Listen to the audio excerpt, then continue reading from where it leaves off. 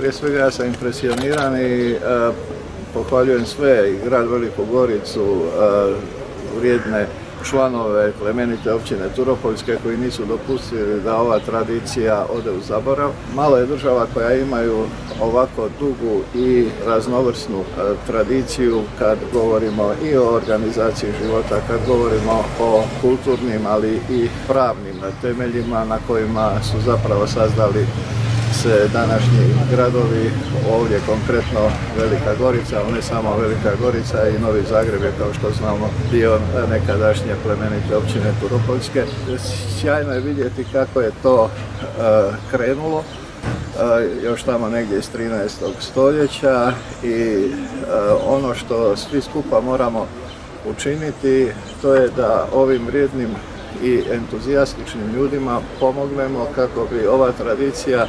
postala prepoznatljiva i izvan Republike Hrvatske. Znamo da dijelove ove tradicije danas baštine i na tome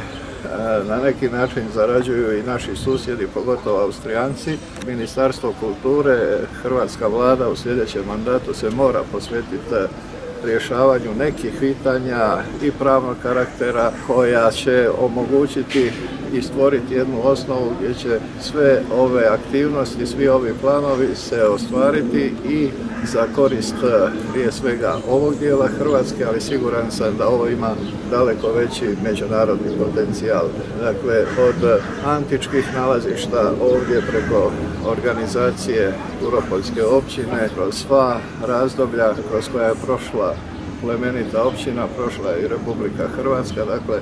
izučavanje hrvatske povijesti je neodvojivo od izučavanja povijesti hrvatskih gradova, hrvatskih sredina, a ova sredina Turopoljska je jedna od najbogatijih u smislu sačuvanih eksponata iz svih tih razdoblja. Drago mi je da je u neovisnoj Hrvatskoj se oživio i obnovio rad plemenite općine Turopoljske, a zadatak svih nas, svi koji smo u politici, je da svatko u svom mandatu učini barem nekoliko iskoraka kako bi došli do onog nivoa, do one razine koja će sve ono što nudi plemenita općina Turopoljska učiniti dijelom, rekao bih, nacionalnog ponosa svih krajeva Hrvatske, a onda i prepoznatljivosti Hrvatske na međunarodnoj razini.